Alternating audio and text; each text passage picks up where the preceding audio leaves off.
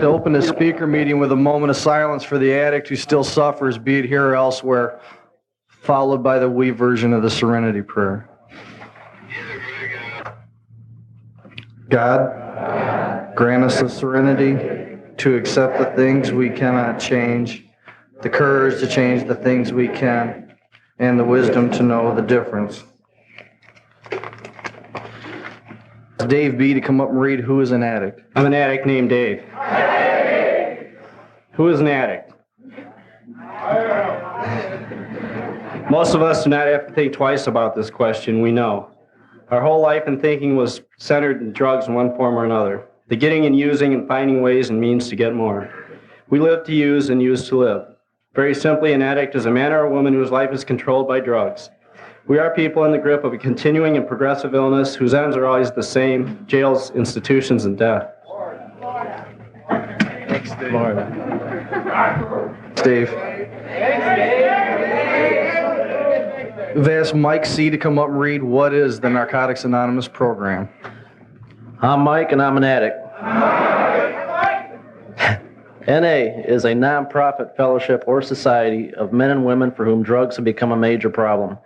We are recovering addicts who meet regularly to help each other stay clean. This is a program of complete abstinence from all drugs. There is only one requirement for membership: the desire to stop using. We suggest that you keep an open mind and give yourself a break. Our program is a set of principles written so simply that we can follow them in our daily lives. The most important thing about them is that they work. There are no strings attached to NA. We are not affiliated with any other organizations.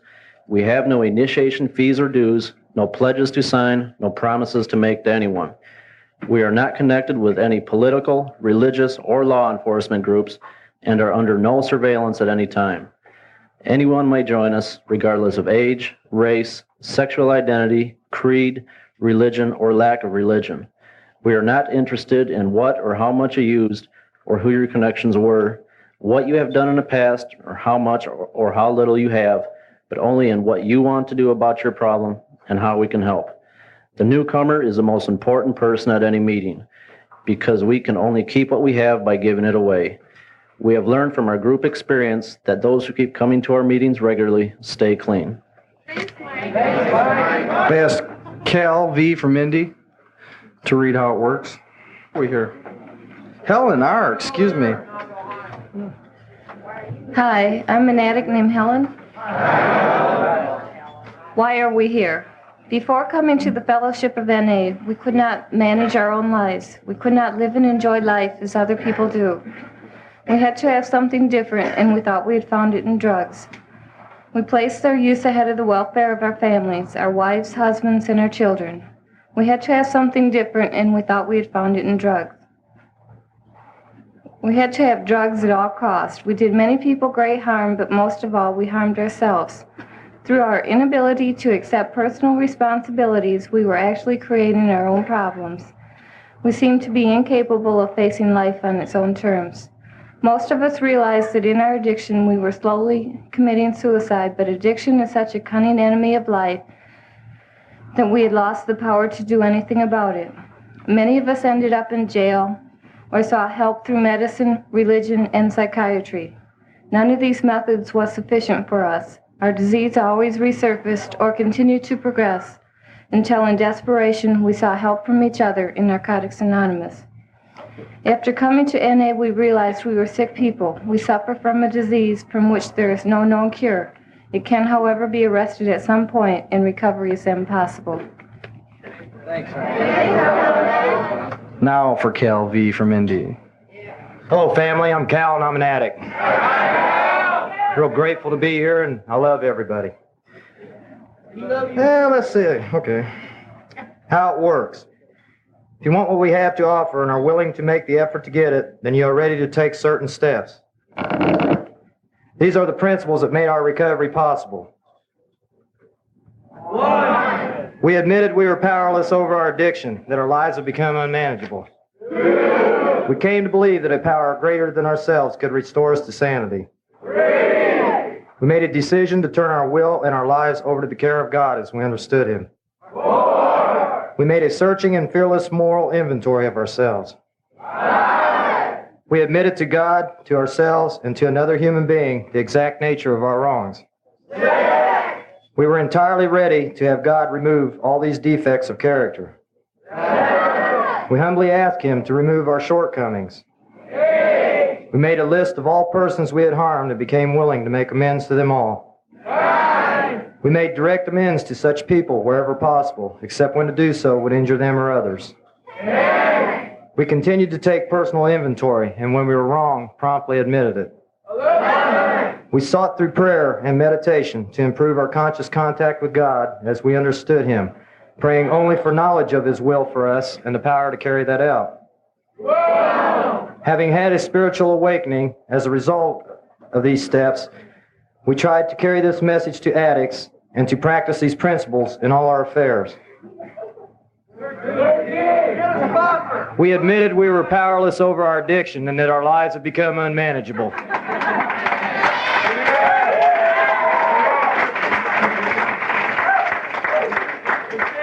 This sounds like a big order, and we can't do it all at once. We didn't become addicted in one day, so remember, easy does it. There is one thing more than anything else that will defeat us in our recovery. This is an attitude of indifference or intolerance towards spiritual principles. 3 of these that are indispensable are honesty, open-mindedness, and willingness. With these, we are well on our way. We feel that our approach to the disease of addiction is completely realistic, for the therapeutic value of one addict helping another is without parallel. We feel that our way is practical, for one addict can best understand and help another addict. We believe that the sooner we face our problems within our society and everyday living, just that much faster do we become acceptable, responsible, and productive members of that society. The only way to keep from returning to active addiction is not to take that first drug. If you are like us, you know that 1 is too many and 1,000 never enough. We put great emphasis on this, for we know that when we use drugs in any form or substitute one for another, we release our addiction all over again. Thinking of alcohol as different from other drugs has caused a great many addicts to relapse. Before we came to NA, many of us viewed alcohol separately, but we cannot be confused about this.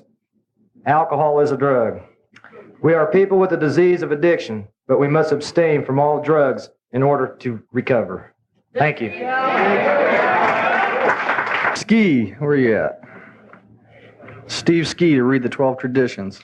Hi, everybody. I'm Steve, and I'm an addict. Welcome to MCC3. The 12 traditions of Narcotics Anonymous.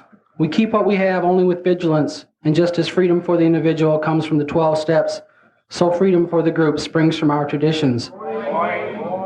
As long as the ties that bind us together are stronger than those that would tear us apart, all will be well. 1. Our common welfare should come first. Personal recovery depends on NA unity.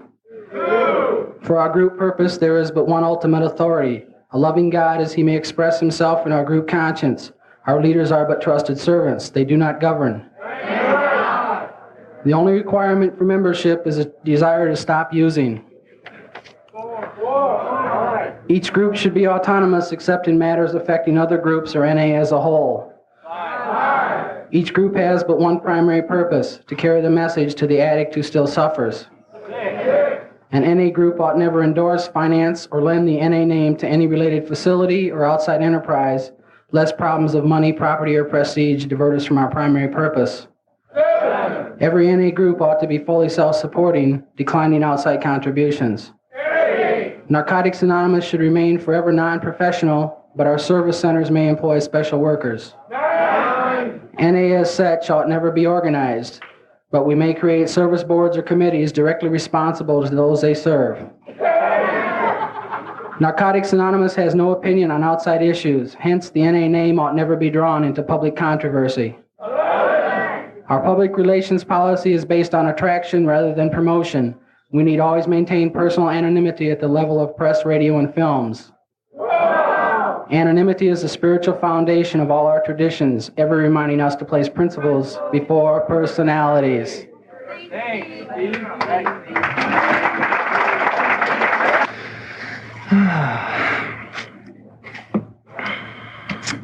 Lori, do you want to introduce Sydney? So it says here. Well, for me, it's always a privilege to introduce any speaker that carries the NA message, and so I'm real pleased to introduce Sydney.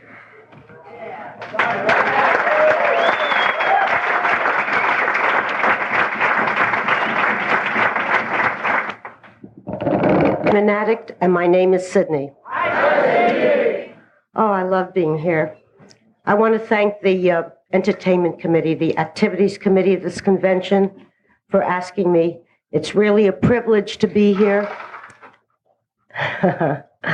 And it was really incredible. They met us at the airport. They have been so considerate and so loving. Everyone has tried so hard and has seen to it that we've been given everything and just been so comfortable.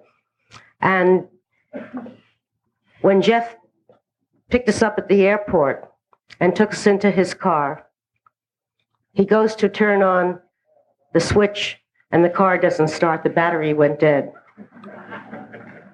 First he went out with the cables and he's holding it up. No one stopped.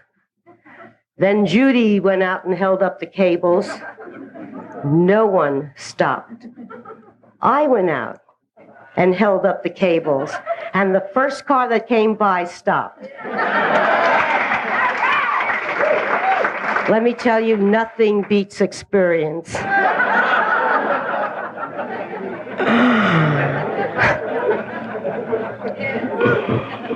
But I love it here, and I love the country. I was born, as you know, all know, in the East in New York, and I still have my New York accent. I've lived in California for 42 years. I left New York, I was 19 years old, okay?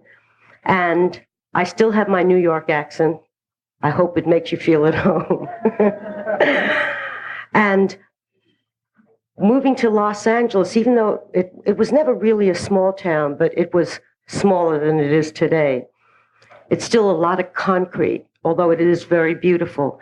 And I was driving in from Chicago, and it was that time of evening where the sun was setting, and it was so beautiful here. It was really beautiful, truly God's country.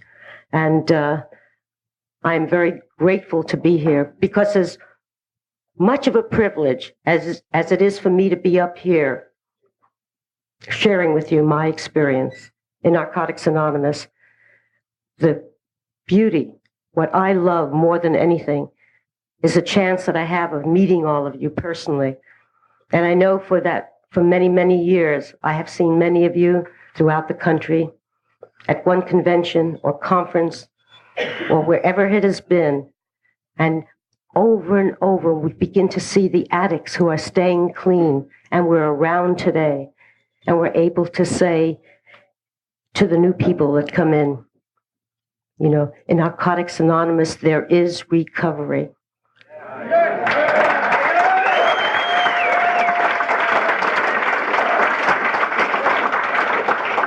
What I want to do, I want to be able to share my own special experience in Narcotics Anonymous, the experience that I have had with recovery. And I'm not going to go into much about what it was like out there when I was using. We all know what it was like. Okay? And I used for 25, 30, 35 years, every single day. I never went a day without having drugs in my life. And by the time I came into the program, my eldest daughter had taken me into the hospital, and I was 50 years old. And I believed that my life was over. My youngest daughter never expected to see me alive, and I certainly didn't expect to see myself live through those last months, those last years of using. They say that if you look into an addict's eye and you talk about the hell, that only that addict knows what that hell is. And that is what it was like for me when the night before Robin took me to the hospital. I remember I couldn't walk, rolling out of bed and saying, God, help me. And the next day, and I still have no recollection, very, very little or faint recollection of my getting to the hospital and what proceeded after that. But I can only tell you, and let me share with you the feelings of despair, the feelings of hopelessness, the feelings that this was it. I knew I was going to die. The terrible feelings of remorse, the people who I have loved, who I have hurt, the paths of destruction that over the years I had continuously left. And I did not think that I could live. And the most frightening thing I heard was when I woke up in that hospital and the doctor said to me, "You can never use drugs again." I don't believe anything ever frightened me more. How do you live your life without drugs? I can only tell you that today, if someone were to offer me, and if you could tell me that I could take something without my disease activating itself, I would not want to take drugs today. I cannot tell you the freedom, this incredible freedom and joy, and this is what I want to be able to share with you this evening.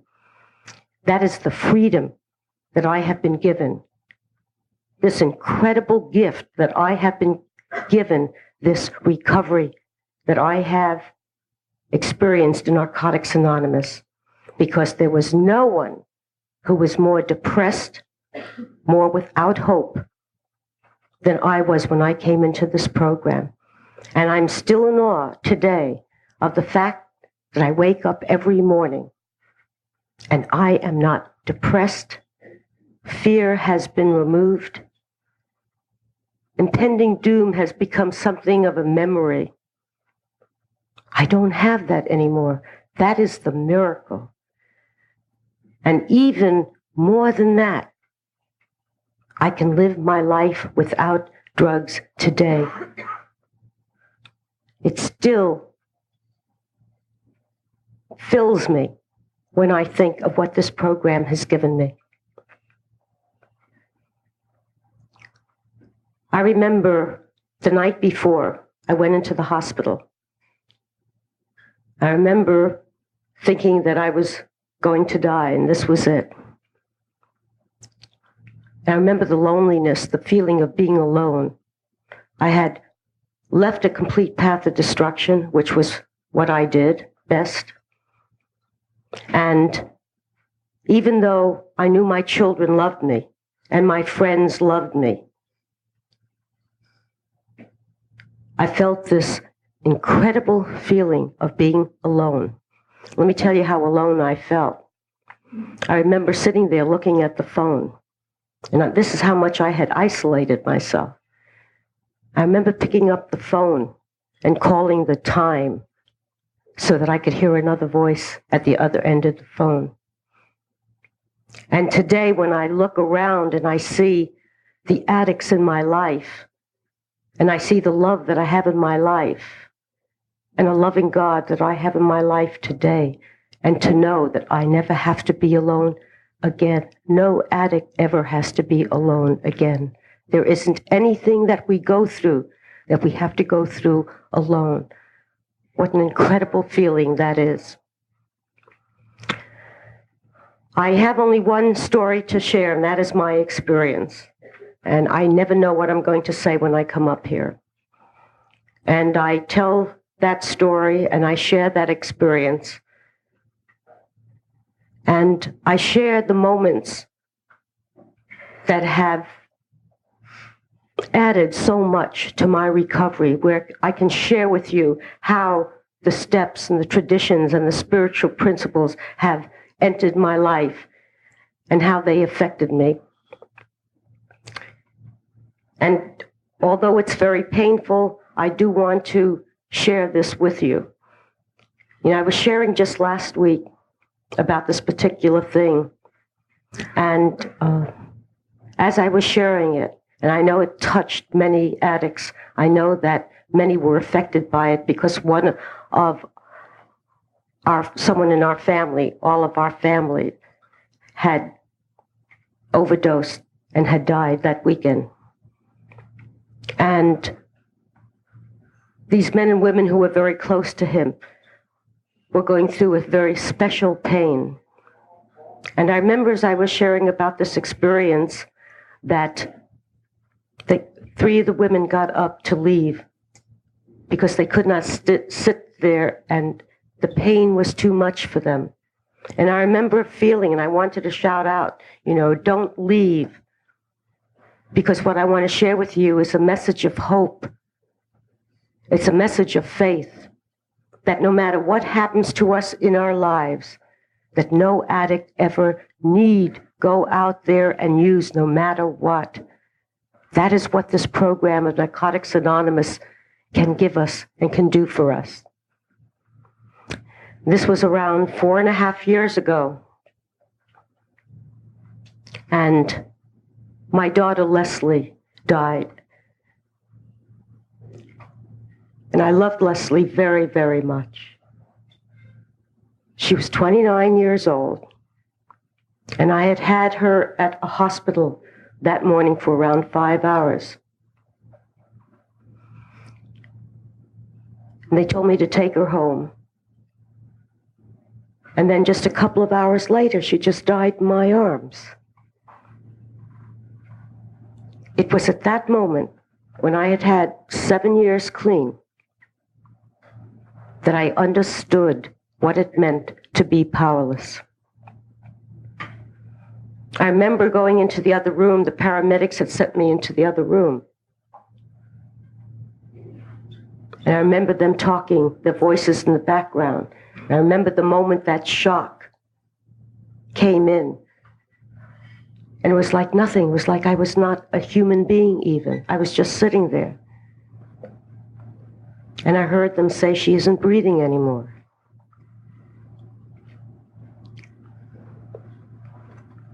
And I remember thinking, if I can only go back in time, oh God, give me a half an hour so I can go back in time so that I could do something, so I could change something.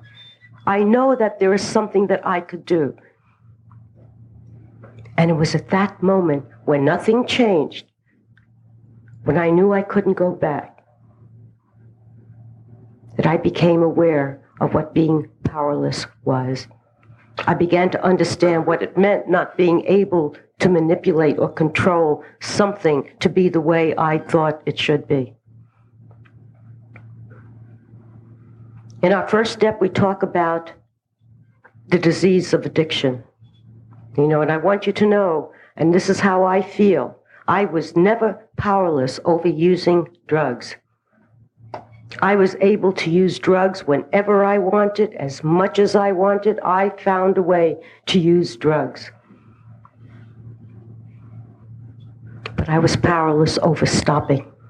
I was powerless over the obsession, and I was powerless over the compulsion to use. I was powerless in terms of my denial. I was powerless over the path of destruction I left every single day of my life. This is what I did. I knew how to use drugs, and I knew how to leave a path of destruction. I want to tell you a little bit about what happened. In fact, Judy was there that evening. And I remember very, very little about what happened around me. I want to share with you the love that I experienced. The love that was given to me that allowed me to live through something I did not think I could live through. I remember thinking, how does a human being live with this kind of anguish? How does a human being live with this feeling of loss? And I knew only one thing at that time. I knew that I had a loving God working in my life. There were two questions that were asked of me at that time by many, many addicts. One of them was, do you still believe in a loving God? And the other one was, do you want to use? And I remember when they asked me, did I feel like using? And I don't know how that came up in conversation. I just remember the moments. I remember this anger and rage that I was feeling. I'd never once felt like using, because by then I had discovered, by living this program, that to truly love someone means not to destroy. Is this what my love for my daughter was? For me to want to destroy something that had been beautiful? I did not want to use. What I really wanted was, I wanted to know, how am I going to live with this kind of pain? And did I believe in a loving God? It was the only thing I had that I believed would help me through those moments. The only thing I believed and I knew was that a loving God did not take my beautiful Leslie. Life had taken her. And it was a loving God that was going to help me go through the pain and the anguish and the loss that I was experiencing. I want you also to know that in all that time, day after day for weeks, there were addicts coming in and out of the house. I had no idea how they were coming or what was happening. I'm sure they were eating and sleeping and doing all these things. I had no idea, and every time I became aware of someone else around me, when for one moment I was given a reprieve from the grief, I looked up and there was a room filled with addicts. Hundreds and hundreds of addicts, and it did not matter what time of day it was, whether it was during the day, 2 o'clock in the morning, 5 o'clock in the morning. I could barely sleep, but every few minutes I would doze off and I would wake up and there was a room filled with addicts. And you know how addicts are, how they find it so difficult when someone experiences a loss or something tragic may happen to someone, and we don't know what to say sometimes. You know, what do I say? What do I do? What can I personally do? No one had to do anything. They just had to be there. And they were there. And it was though, and not as though, it was God working through each and every one of you. And I felt God's presence in that room, sitting on a chair with every other addict there, and God was crying with every other addict there, and with me, understanding my love and the loss of my daughter.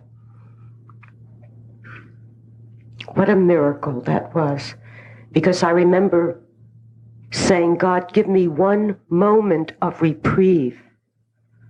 And somehow that moment was given to me. Help me go through 3 moments, 5 moments where I can stand this pain. And I was given that time. You know, one of the things that I was so concerned about, one of the things that I did not want to become, I did not want to become this embittered woman. I did not want to be a woman, an addict, steeped in self-pity. I did not want to be able to not ever be able to remember my daughter. And I knew that that was a particular way that I could go. I could stuff it, I could shove it under the table, I could close my mind to it, and I didn't want that. I wanted, because of the love that I had for Leslie, I wanted more than anything to be able to share. To be able to share about her. I wanted to be able to remember. And thank God for Narcotics Anonymous. Thank God for the steps and where those steps take us. Because it was because of that today, it'll be almost 5 years, I have been able to remember. At the beginning, it was very, very difficult because I want you to know that for 2 years, in my meditation, I would end up sobbing. I remember thinking, well, maybe I'm not supposed to be doing this. Maybe there's something I should not be doing. Maybe I should stop it. Maybe I should stop meditating. And that was almost, I couldn't do that. That's not my steps.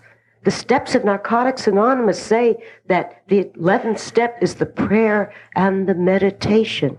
I could not take something out of my process of recovery, the steps. Today, I don't sob. Today, I can remember her with a great deal of love. And I found out that it was all right to cry, that it was all right to feel, and it was all right to go through all these feelings. That had nothing to do with working and living the steps of Narcotics Anonymous. Today, I was at a workshop, and they were sharing about the traditions. And I wasn't going to go up to share because I knew I was going to be talking this evening. But for you, and especially for you that are new to this program and are uncertain of the journey ahead, and it is a journey, I just want to share with you what Narcotics Anonymous means to me. That first tradition, our common welfare, should come first. My personal recovery depends on NA unity. And I was sharing this afternoon that tradition is as important to me as my clean time.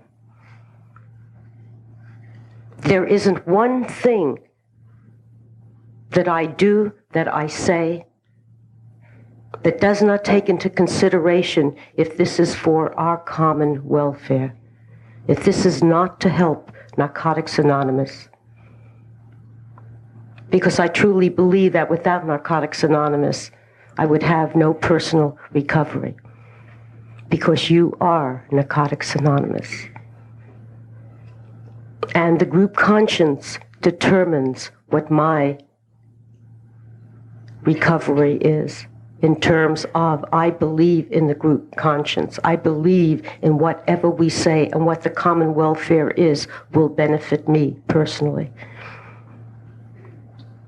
I believe that first tradition is in every other tradition. I do not know how to live that tradition without thinking about the common welfare of Narcotics Anonymous. I have such a love and such a passion for this fellowship that has given me a way to live my life.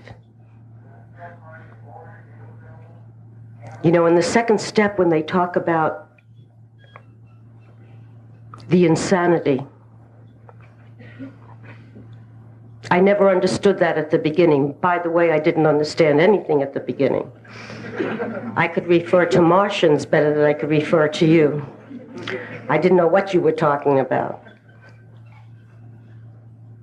But that's how unconscious I was. You know, many, many years have gone by, and I finally looked back, and I woke up one day and I said, oh my God, when I think of how conscious I was, when I think of the destruction, the insanity that I lived in my life, I knew I had to be unconscious, because how else do you justify going out and paying someone money to give me drugs so I can kill myself?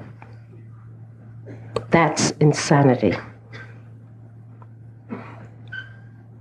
Then there are little obvious insanities.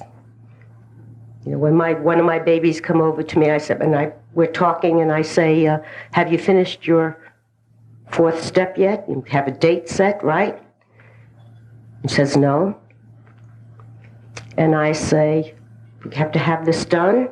We're going to do it a certain day. And she says, it's only suggested. Have that one? That's insanity.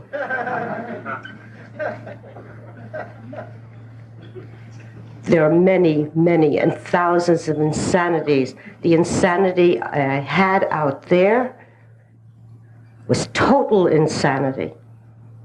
At the beginning of my recovery, the discovering, not knowing where these steps would take me, the arrogance, the self-righteousness, the selfishness, living that out for me today is insanity. In the second step, that was when I began to have the hope. That was when I began to practice the faith, and that is the beginning of it for me, way back then.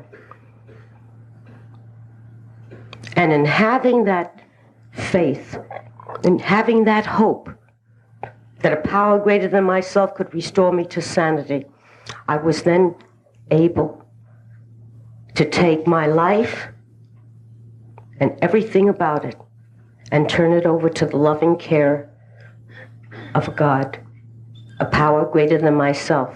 I had absolutely no idea at the beginning what I was doing.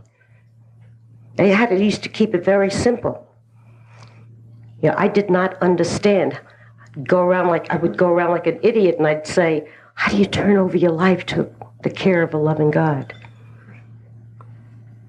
You know, I didn't understand the difference between my will and God's will. Today, I still have addicts asking me, how do you know the difference between God's will and my will? And the only thing I know to say, well, I know a lot to say in between, but the end result of what I'm going to say is, darling, if everything ends up beautiful, you know it's God's will. When it doesn't, you know it's your will.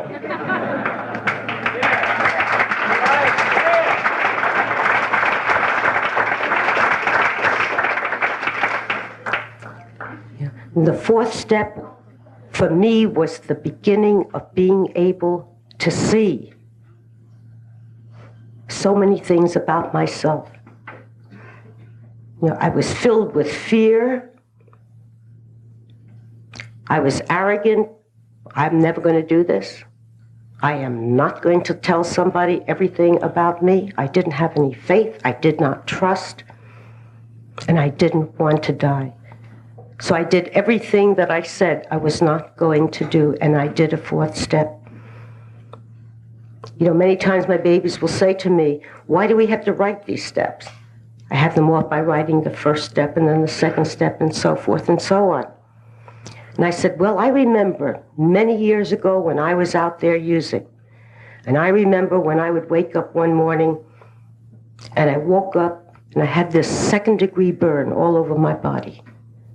I was so toxic that my entire body broke out into this incredible, ugly thing. And I remember my whole skin was peeling off and I was in this incredible pain. And I remember standing there and I remember saying, I wonder if I'm using too much. And as I'd say this, I never answered it. The thoughts would slowly drift away. When I write, and I can look at an insanity, or I want to look at the powerlessness over my disease, the disease of addiction in that first step, and I'm writing it. If I put it down, those thoughts no longer can slip away. They're there always for me to be able to see, to always to refer to. And so I write the steps. I work the steps. I live the steps. I internalize the steps with the experiences. And something begins to happen, a process of recovery. And I come out the other side. And for a moment, I experience the freedom of that other side. And then I go on and I keep working the steps, and I internalize the steps with what I already have experienced, together with whatever I'm experiencing now. And I live it, and I internalize it. And one more time I come out on the other side, and I've experienced the freedom, a deeper freedom. And that's what I believe, and how I believe our program of recovery works, how the steps work in our lives. I know for the rest of my life, I will have to work the steps. I must work these steps, live these steps in my life. I believe that each step prepares us spiritually for the next step. I believe the steps prepare us spiritually to begin to understand this incredible understanding of the beauty of Narcotics Anonymous traditions. And then when I begin to live the steps and the traditions and internalize both, I first begin to understand what the spiritual principles of our program, what they are. It is very easy for me to intellectualize something, but to experience it, to let it come out of what I have lived, and what the steps and how those steps have affected me and affect my life, then I begin to have a deep, deep understanding of where our program, the steps, the traditions, and the spiritual principles will take us. I want to talk to you about something that is very, very special in my heart, and I know it's in all of ours. I know we all have experienced it. And that is a fifth step. And I want to share with you as a sponsor and the gift that I have received in this fellowship, the gift of love of many, many women that I sponsor. I cannot tell you this incredible love that we have. And in sharing this love with each other, what we have been able to do is share it with addicts everywhere. Because I do not believe we own anyone. I do not own the women that I sponsor. Their love is not for me. We share our love with each other. We help each other, and we care for each other. And I tell them that the most important thing that we have in this fellowship is to care for each other, to love each other. If we do that, and truly do that, we begin to experience this incredible bond that happens in that fifth step. Isn't it amazing what happens there? To know that I can share anything about me with another human being and God, and that I am totally accepted. That bond that takes place in the fifth step is so important for us to experience.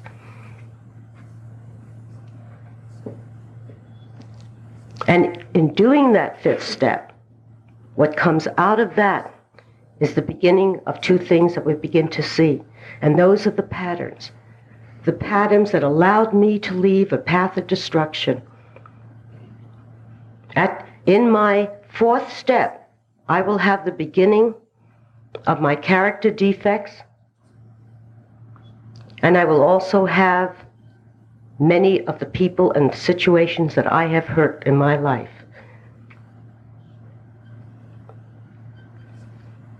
And in the sixth and seventh step, where I love these steps, and I believe that at one time these steps were, well, if you read them, you did them.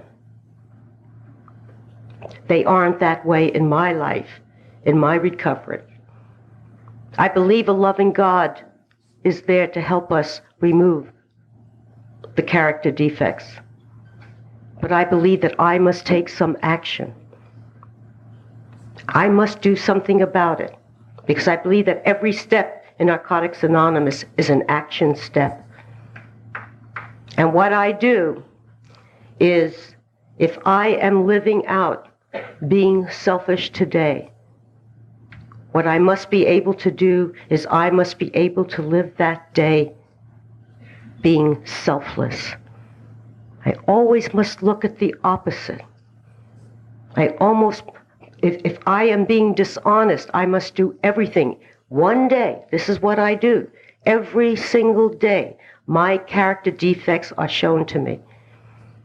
And the more that I live the steps, the more aware I am made of what those character defects are, because I remember when I didn't think I had any. I couldn't see them. My disease would not allow me to see them, because if I can do something about those character defects, I can live out my disease and not recover it. I remember I did not feel good after I did my 5th step. And I thought there was something wrong with me. I thought you were supposed to feel good, or lightning strikes, or something happens. When I started to feel the relief was when I started living the opposite of what those character defects are. And one day when I did not hurt another human being, I started to have some self-worth. And self-worth is very different than the ego and pride that we talk about. I get that self-worth every day when I stay clean. My self-worth, I feel a feeling, my God, look what I have been able to do with the help of a loving God. And that is what's so important for me. This is what I can do today with the help of a loving God. I want to share something, and that is a loving God in my life. I did not come into this fellowship having faith. When I first came into the fellowship, what I had was blind faith. I heard other addicts speak about certain things. I had no idea if these things could happen. But I wanted to believe. I wanted to believe that I could live without drugs. I wanted to believe that I could live my life without a path of destruction, without the obsession and the compulsion. And what was this denial? This denial kept me from seeing myself. What the steps do is that as I live them and internalize them, it allows me to see more and more of what is happening inside of me. That is why recovery for me is an inside job. What happens inside, it's not, I used to think it was the old man, I used to think it was the house with the picket fence, I used to think it was the car and the jewels and this. I mean, I could find a million things out there to fix me. I had to learn how to allow a loving God to come into my life and fix me. When I was around, I guess I had around 10 months clean, we started our helpline in Southern California. And everyone who was in our area at that time had a slot. So you know how many of us were there. There weren't very many. We were just a couple handful of addicts. And I remember I had Saturday night, and I had Saturday night with someone else, because that night nobody wanted to take the hotline, the helpline. And I remember me staying home that first night. And I knew that phone was going to ring, and I knew there was going to be another addict asking for help. And I remember the phone ringing, and before I went to pick up the phone, I remember saying, God, help me, direct me, so that I could help another addict. I was scared. I didn't know what I was going to say. I had no idea. This had never been done before. Narcotics Anonymous was not very large at the time. We did not have that many addicts in California to share with. And I remember picking up the phone, and sure enough, there was another addict at the other side. And I tell you, that was God talking through me, not me. I can't even no way could I have said all the things that I said. And in every area of my life, no matter what it is today, no matter where it is, no matter what I do, I ask a loving God to help me. Because I believe that in doing God's will, in truly believing that a loving God not only works through you, but it's in every one of us, because that is what I believe today,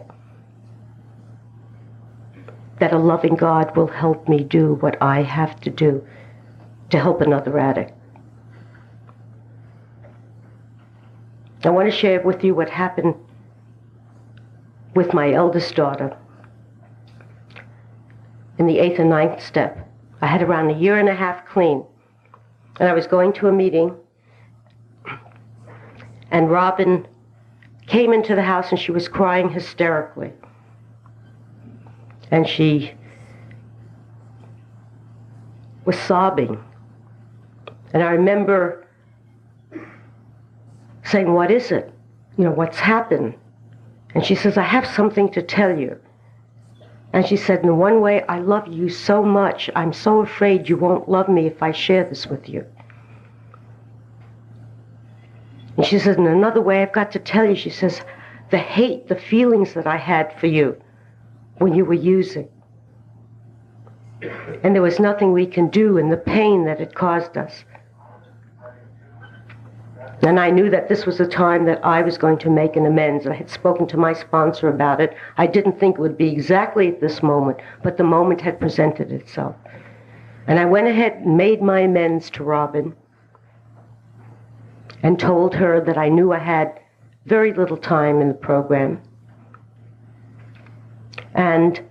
But if I stayed clean, that I would never have to hurt her in that way again. And we shared, and I remember I did not use my disease of addiction as an excuse. I did not try to clean it up, because that's what I thought you had to do. I always used to try to clean it up so I'd come out looking good. And I realized I didn't have to do this. And I thought everything was just fine. I had around 9 years clean. I was coming home from one of my places that I had been to. And I remember getting home, and I called up Robin, and I said, "I'm home." And this excited voice came through. And she says, "Mother, I have something to tell you." I said, "What is it?" She says, "I want you to know that I have finally forgiven you. Now I want you to know how glad I was that I didn't know when I had 1.5 years clean that she had not forgiven me then. Because what happened was I was able to get myself, my will, out of the way. And I allowed a loving God to get in there to work in my daughter's life. So that when that was supposed to happen, it happened because it was God's will wanting it to happen, working in her life. Not because I wanted to, and not because I thought she should have forgiven me way back then. And that is something that I must always remember, that there is a loving God working in all our lives. I believe that is why I've been able to have a relationship in this program for almost 12 years. And it is not always easy. But I had to learn that there was a loving God working in my old man's life. And I had nothing to say. It was none of my business how his recovery or where his recovery was going. That was between him, his sponsor, and a loving God. I am very grateful for the steps of Narcotics Anonymous. I often think that today when I take a cake for my celebration for my years. I'm going to be taking one September the 8th for 12 years. Isn't that wonderful, though?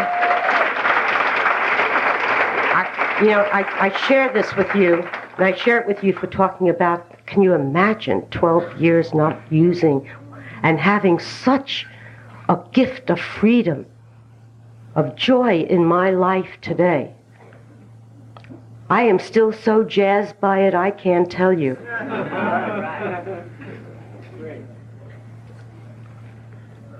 But I often think that when I take a cake for the celebration of my anniversary, I should get a medal also for being with my old man for almost 12 years. Yes. I love him. The 10th step was one that I had to, I was terrible. I came in also with this character defect of sloth. And I had a terrible time with that 10th step. The first thing that I did was, I really don't have to do this step tonight. A loving God knows what I mean. And I find every excuse not to do it. What I did for my own personal recovery was I wrote that step for 3 years. You know how sick I was. 3 years every single night. Today, I don't have to do that in my life. Today, I don't wait for evening to do a 10th step. Today, I try to live that 10th step as I go along during the day. And if I have hurt another human being, I immediately do something about it. And the very special thing that I wanted to share with you is in the 11th step about prayer and meditation. Because it is in this step that I am filled each day. It is in this step that I have a conscious contact with the God, a loving God in my life. It is in this step that my search for what my relationship was to a loving God began when I had 5 years clean. And I knew my selfishness. I knew how much I would take and take and take. And I wanted to understand more about what my relationship was to a loving God. And in this search, in my own personal recovery, what happened was that in my meditation, and this is my meditation, was that I began to have a dialogue with a loving God, and this is how and it works for me. The dialogue could be on anything, but every day I take time to be with and to share with a loving God, and I have learned how to listen also.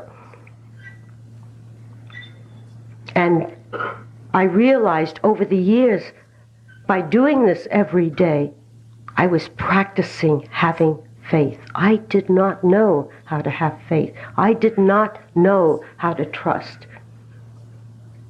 When I came into the program of Narcotics Anonymous, I did not know a loving God.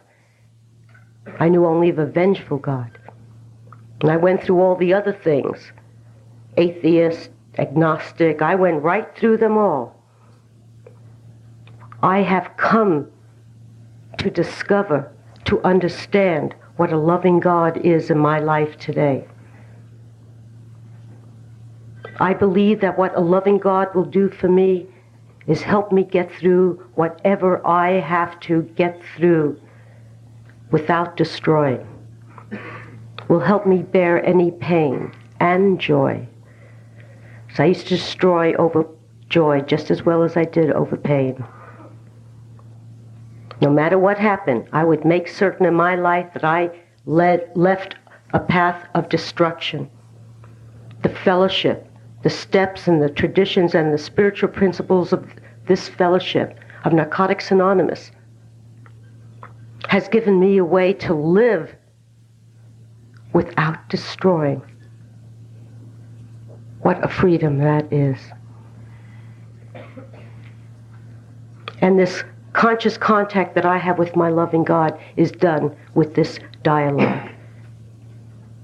And it fills me. It does more for me during a day than anything else that I can do.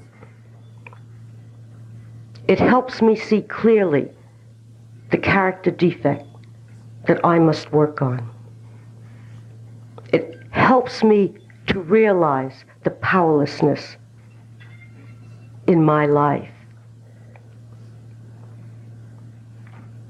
It helps me understand that it is a privilege to make an amends, to be able to go over to another human being and say, I'm sorry.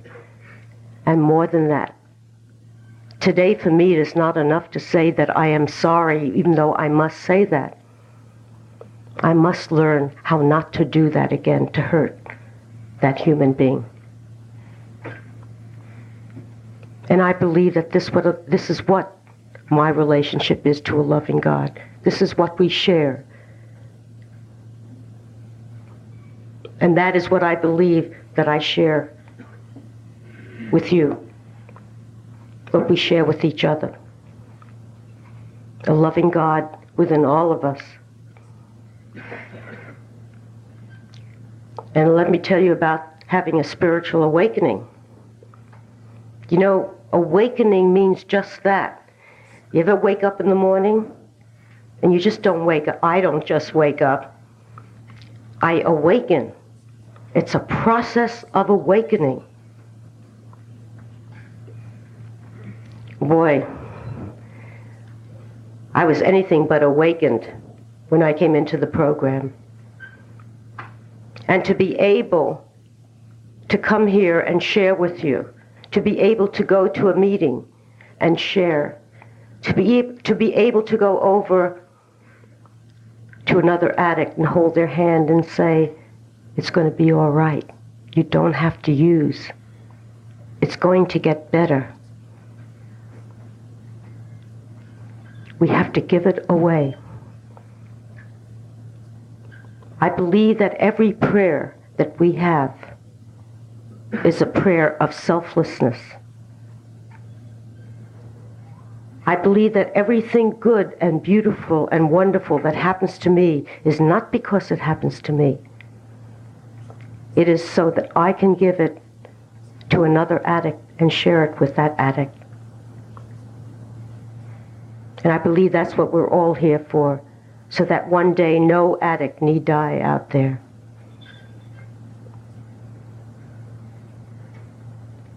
There are times I feel so inadequate in describing the love that I have for our fellowship.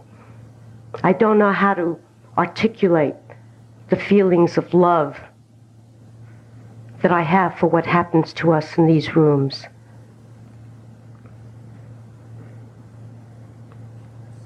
And sometimes I find it's not even necessary. I know that all of you know what that experience is like.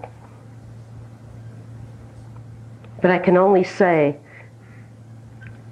that I wish, and I know it's there for each and every one of you, this incredible gift that we have in Narcotics Anonymous, this gift of recovery, this convention where we can all come together, a celebration of recovery. And I want to thank you from the bottom of my heart for having me here, all of you. I love you, and God bless you. Thank you.